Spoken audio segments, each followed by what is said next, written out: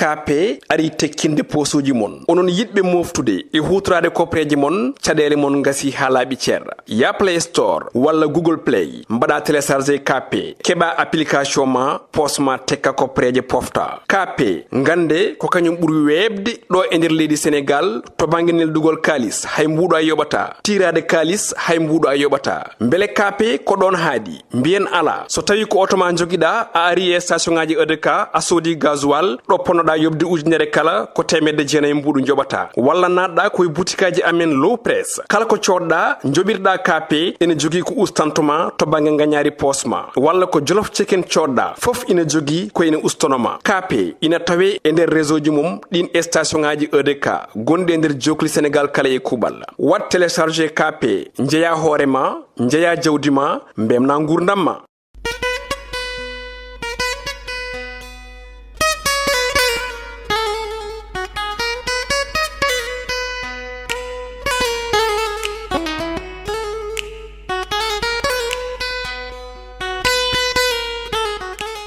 Assalamu alaikum hettiyankoɓe yeɓiyankoɓe ayaw Piindi TV bisimilla mon roɓindu jayndeli moɗon weltare min dañte kala saaha huccide mon noon kadi min dañiri weltare oɗo subaka alarba hande koyɗon yo Allah waɗanin jaam goto fof salminama e inde ko noon manama e jettode serenɓe men jettaki e lawol gotol calminama jura berta juuɗe ñaga duwaw yuppa e Sénégal e aduna o foof mboros waw holluden caggal jaam dumo e nder leydi meɗen saabu ko wona jaam fof ko jaam ɓuuri ɗum hettiyankoɓe yeɓiyankoɓe ɗum noon hande ne jeeya ko ɓuuri tengtude hanki gueɗe Ousmane Sonko sukaɓe cukalel ganda wasen fittandu muɗum e policier base de fittandu muɗum toon to diwan mo Ziguinchor nane nder jaydel ɗi ha tengti e forum mo ganduɗa fayi koye forum du numérique ɗum ɗonne konngudi gardiɗo leydi nde yidde fewnidde walla yidde dartinde réseaux sociaux ji joni wonta so Allah lamɗo jaaɓi non tigi hettiyankoɓe yeɓiyankoɓe gudditiren jayde gendiri le soleil ɓe garte oɗon forum jaƴƴo mo ganda gardiɗo leydi ndi udditi ɗum ko hanki fuɗɗi ɗo e nder leydi meɗen Sénégal ɓe mbi yete kay gardiɗo leydi ndi suuti konngudi muɗum ko fanude e ko faye banggue numérique ha tengti noon e ko ganduɗa ko kañum tigui woni yete réseaux sociaux ji widemo réseaux sociaux foti wonde koko rendinta kono wona kone serda ko ganduɗa konngudi ɗi gona gonga walla ko way noon bonnude inde neɗɗo ɗum ɗon fof maɓe gummo hen ɗum noon woni konngudi gardiɗo leydi ndi e jayde gendiri le soleil caggal ɗum garen e Dakar Times no oɗo subaka kañum ari tan ko wiide engagement ji walla tan gueɗe ɗe ganda gardiɗo leydi ndi wima waɗi ɗum noon koye tan 3e forum du numérique mo ganda udditama ɗo e nder leydi meɗen Sénégal ɗum noon kanko gardiɗo leydi ndi ko wayni dañi ko toon to diwan mo grand théâtre ɓe mbi to grand théâtre ko Doudou Ndiaye Coumba Rose sabu ne anda tottama inde nde ɗon ɗum noon hettiyankoɓe yeɓiyankoɓe gardiɗo leydi ndi ha joni tan arti e réseaux sociaux ji wiide ne waɗa ɗum régulé walla fawde ɗum e lawol beele ma won ko weeɓi walla beele ma weepa ɗum ɗon noon o arte ɗiɗon konngudi ha tengti kadi to banggue ko internet nannata e nder leydi ndi e kadi darde muɗum ɗum ɗon ne ɓe garti hen banggue réseaux sociaux ji e ko way noon walla mbiyen numérique tout court garten ha joni jayde besbi le jour kañum noon wi tan ko lawol tigui e walla mbiyen issue de secours mo ganduɗa yete kanko Ousmane Sonko amo rewa hen ɗum noon ɓe mbi tan ko renvoi walla wiye oɗo kay procès mo ganduɗa yowama ha nogas tati e lewru mai mo gonɗen ɓe mbi Youssoufa Camara kañum noon wi kanko met Youssoufa Camara wi tan ko so tawi Ousmane Sonko noto yaki kay ma wot ko fawe dow muɗum ha joni ɓe garte convocation mo ganduɗa o noddama hen ɓe mbi magistrat Cheikh Tidiane Lam kañum noon laɓɓini hoore muɗum ha laaɓi e ɗeɗon gueɗe Ousmane Sonko Adji Sarr garene jayde source a noon kañum ari tan koye ko ganduɗa yete kañum fayi e cukalel basguel fittandu muɗum e ɗeɗo gueɗe toon to diwan mo Kër Mbaye Fall kanko noon Pape Amadou Keita kanko woni cukalel ganda wasi fittandu muɗum ɓe mbi caggal nde ɗo wonno ɗo wasi réseau walla réseau dañi caɗele ko ndeno yalti kanko sehilam makko tato ko nden noon guel ɗo cukalel goto e mabɓe ni heeɓi sodde ko ganda kañum woni ko yarata walla mbiyen boisson e nder boutique goto nden ɓe jalti ɓe mbaddi lawol aɓe jaaha mataw ko nden boni gueɗe manifestation ji ari ko wiyete bone piltata ha kural yane becce makko kanko cukalel ngel ɗo o wasi fittandu makko ɗum noon ɓe garti he nder ko ɓuuri yajje nder jayde source a caggal ɗum ɓe garti ha joni nde ɗo jayde ko widata ɓe ganda kamɓe goni huɓɓoɓe toon to diwan mo Saint-Louis won noon nangaɓe walla fawaɓe juuɗe ɓeɗon noon ko tan ɓe ganda kamɓe pewdata walla jogui cocktail aji molotov gadduɗi caɗele e ko way noon to diwan mo Pikine mo Saint-Louis e ko taari ɗum garen ha joni jayde l'observateur ɓe garti tan ha joni ɓe mbi kay ko ganduɗa yete yowama woni hakkude Ousmane Sonko e Adji Sarr ɓe mbi oɗo saaha kay to banggue tribunal to e ko fayete ko fayi e sukaɓe walla mbiyen mayɗeli dañoje oɗo procès toon to Kër Mbaye Fall ɓe mbi yete jignaɓe ngel ɗo cukalel kay aɓeni gonde mette ɓe mbi dakadem dikkne kamɓene ɗo joni kay ne wawi wiyede mette yane dow mumɓe saabu ko fusaye walla ko ganduɗa kañum cocktail molotov uji waɗi woni huɓɓude bisuji ɗum ɗon ne ƴewtidama to nete saabu ko huɓɓa e bisuji ne wayno leydi Cheikh Bamba Dieye konngudi mum nane nder jayde l'observateur e widemo o wi kamɓe nde ɓe jii tan e nder yeewi askan wi wonɓe ganduɗa ete daroto ko darde lamɗo walla daroto ko darde nde ganduɗa ɓuranani ɓe ko nden ɓe jaltuno hen te ɗum ɗon noon ɓe nimsitani ɗum hay lawol gotol ɗum woni konngudi Cheikh Bamba Dieye ɓe garte goɗɗo artiste bayruɗo yiyede woni Daby Balde kanko Daby Balde noon oɗo saaha ɓe mbi tan o wi ko uddi koye galle makko saabi ɗum ko badɗo AVC guila nden ha joni o yiyaka ko ɗum saabi ɗum kono noon amo yetta Allah saabu ɓurino musde ɗonete garene jayde tribune oɗo subaka kañum ari tan ko wiide comédie judiciaire faade e tan ko fayi e tan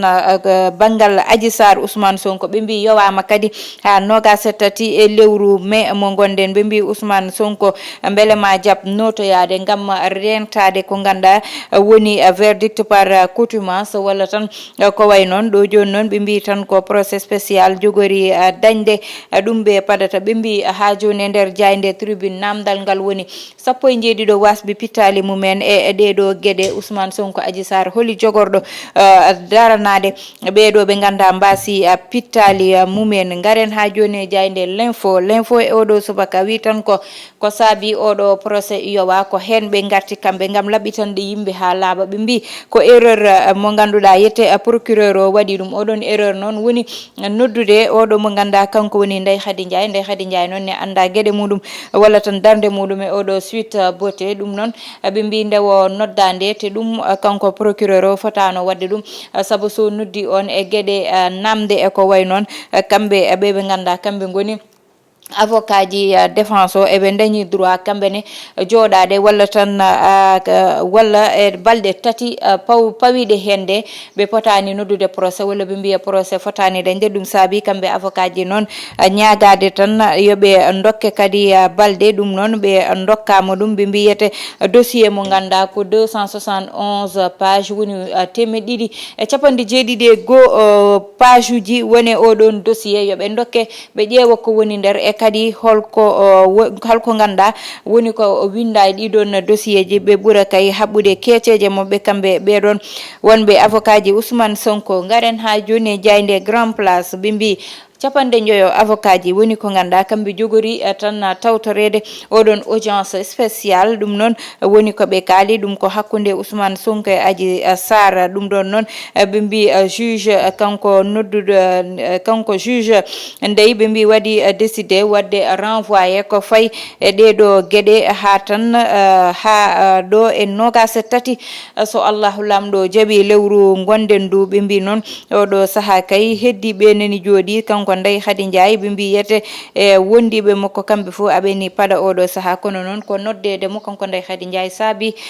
ɗum kay ruttina saabu ɓe mbi ko erreur mo ganduɗa yette procureur o waɗi ɗum gaɗene jayde direct news ko konngudi Doudou Ka taweti hen kanko Doudou Ka o wi ɓe ƴewata walla ɓe jeeɓata hay goto ena huɓɓa leydi ndi walla ne duppa leydi ndi ɗum ɗon noon woni konngudi makko saabu won gueɗe ɗi ganda ko yidde bonnude te ɗum ɗon ɓe jeeɓata ko fewda duuɓi hubine bonne nyalawma goto sabo yimbe fo ndendi leydi ndi konngudi makko nane nder jande direct news yewtere yajde be dañi garene jande stade coftal balli uddata damal be ngari hakkunde City e tan Real dum ko handi jogori wonde odon match mawdo non kanko odo mo ganda ko kanko ni Guardiola o suti konngudi makko faade hen o wi Real ko équipe mo ganduda ko équipe darido gila den ha joni ƴewtindama darde mudum e no way tidde ha joni e be garti hakkunde tan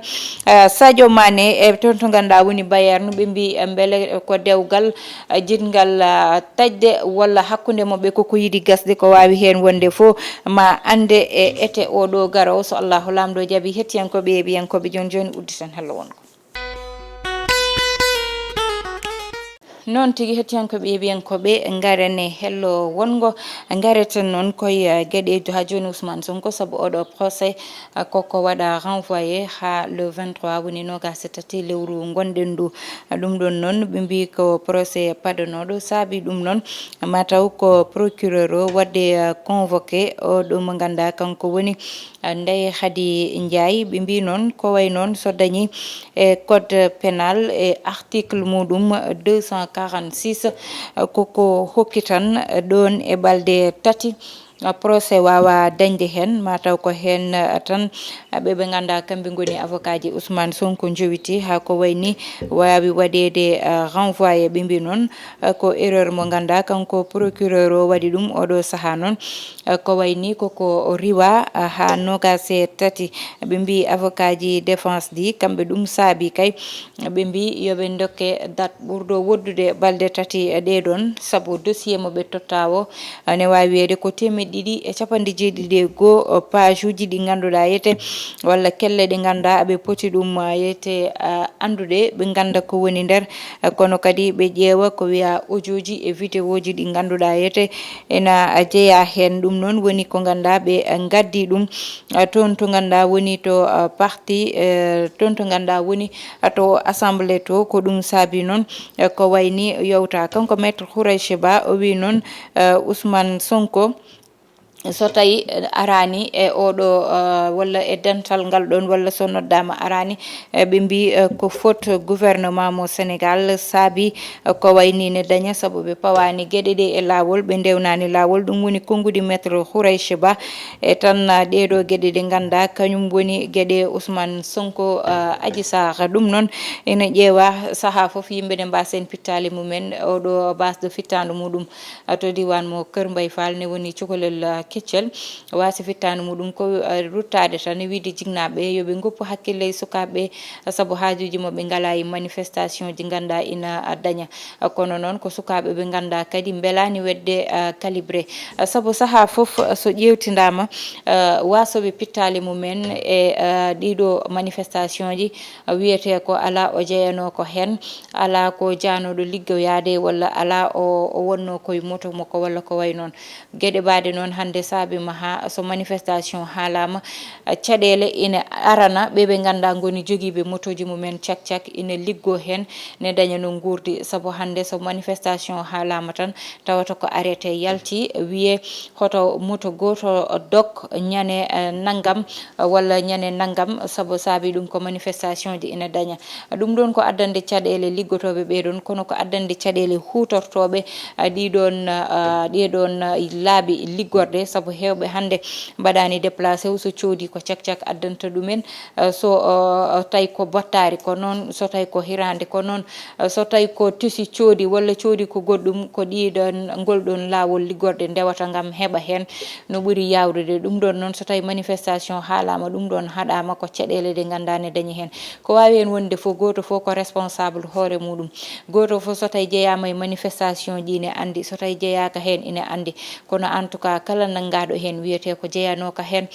kala piyaɗo hen kural walla baraɗo wiyete ko jeeyanoka hen wadde noon ko neɗɗo watte gagnete wiye kañum ni haaju mum alano hen so haaju ma ala hen wadde mofto hayso tawi weeɓani ko ñalawmaji ganda ko ñalawmaji liggorɗe yimɓe ne poti yaade haajuji mumen kono yiiloɗo jooɗiɗa galle mo jooɗiɗa mo ganda ha ko manifestation ji gasa gummoɗa jokkoɗa e haajuji ma saabu ko wiyete ko bone piltat te noon noon tawde bone piltat haɗata e hoore jomum yo won ko ganduɗa enen goto fo rentina ɓesgu muɗum sana yaha école wi ɗum yete so manifestation dañi artu sukaɓeɓene yo won nanoɓe yo jogo noppi nanoji saabu ko ɗum wonata ko wallatma saabu ko jignaɗo ma haalantuma ko ɓuural tan wonata hettiyankoɓe yeɓiyankoɓe seɗen kala hen dow ha janggo en gaynata yo Allah waɗanen jaami kisal bani mon debbo Aissata Ndiaye wonno heɗano ene banggal caméra o ko Djiby Dieng to banggal montage ko Ali Fall ha gongol so Allahu lamdo jaaɓi.